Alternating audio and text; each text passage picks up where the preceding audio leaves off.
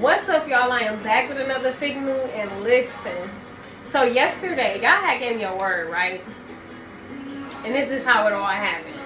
So yesterday, I was like basically getting dressed, washing my face, brushing my teeth, and I'm having like a natural conversation with God, right? In my head.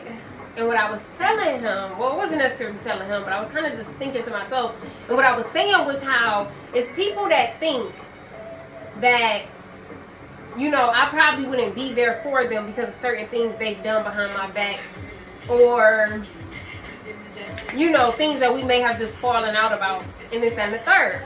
And I'm like, honestly, I would still do for them people. You feel me? Like, I would still pull through in any way that I can, if they really needed it.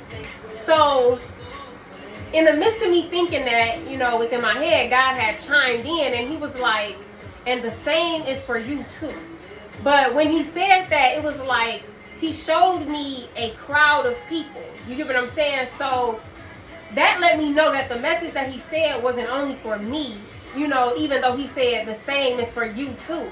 Even though he said it was for me, he showed me a lot of other people, letting me know that this message isn't just for me, it's for everybody else too.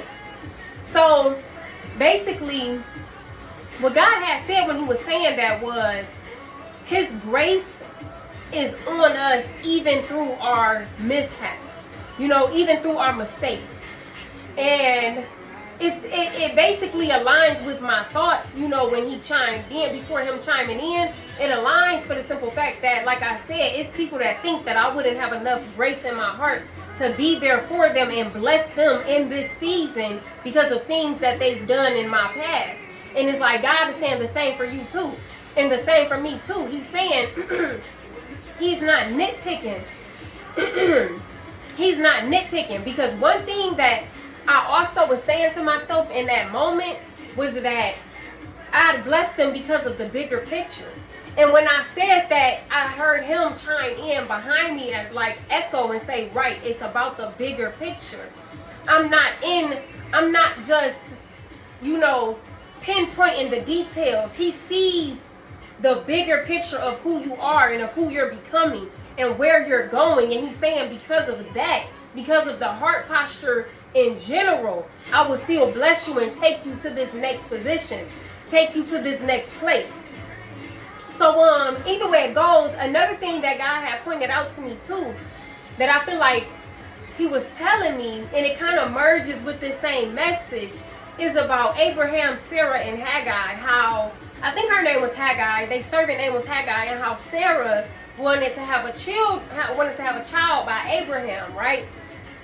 But she wasn't conceiving a child, and as we all know, she got older. She started getting into her 90s and still didn't have a baby. And what God had pointed out to me was how Haggai actually slept with somebody's husband and had a baby, which was Ishmael. Now, a lot of people would be like, oh, you had a baby out of wedlock, this, that, and the third. And people have a big habit of trying to dictate the way God is making things happen, or try to dictate in other people's lives and tell them what God wouldn't do and how God ain't using you in certain ways because of this, that, and the third of what you've done in the past. Whole time not understanding that God still had a purpose for Ishmael. And I don't necessarily remember exactly what his purpose was, but I remember reading something about his life right after she had him. God ended up telling Haggai, which was the servant, God ended up telling the servant that had the baby. I'm just trying to keep the story together, but for those who might not know the story, I remember right after she had the baby, he ended up speaking to her about who her son was. You get what I'm saying? So God already had a plan for Ishmael and still was going to use Ishmael in the midst of Haggai's mistake. Even though that man was married to Sarah, you get what I'm saying? And they tried to do things on their own. Their mistakes did not dictate where God was going to take them in the end. God still used Abraham for his glory when he went up there and finally had his son. You get what I'm saying? When Abraham finally had his son, he still used Abraham and his son to bring glory to his kingdom at the end of the day. So, you get what I'm saying? And his blessing still came to pass, which was the son that they were praying for. Which was, what was his name? What was Abraham's son's name? I can't remember his son's name right now, but either way it goes, the son was still born. You get what I'm saying? Even though they had the child by Haggai trying to go around God's plan and this, that, and the third, trying to, make his plan come to pass faster than his timing. You get what I'm saying? God still blessed them. He still made everything come to pass despite of them trying to detour, despite of the disobedience, despite of the lack of patience, despite of the lack of faith. Okay? Despite of everything that they did, his plan still came to pass. Her having that baby still brought glory to God. The baby out of wedlock still brought glory to God at the end of the day. So do not let people tell you how God is using you or where he is taking you or why he's not any longer taking you.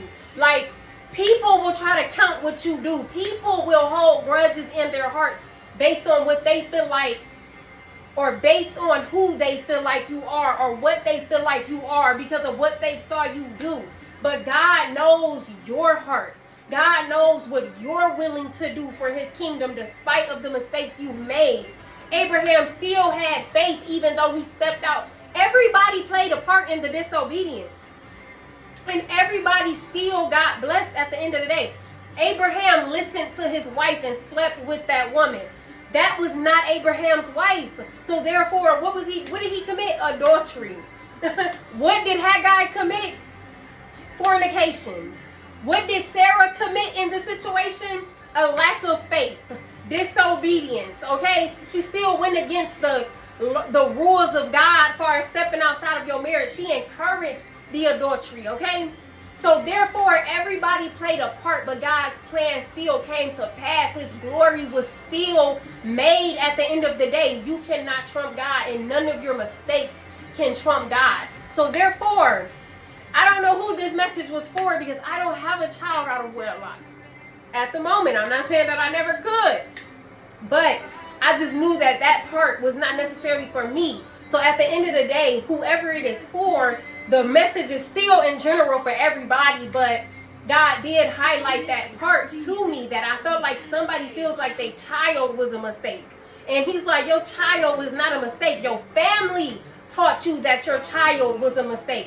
Your people around you spoke on your child being a mistake and forced that belief on you to think that your kid wasn't supposed to be here. At the end of the day, God's glory will still be brought to pass. Your purpose will still be fulfilled.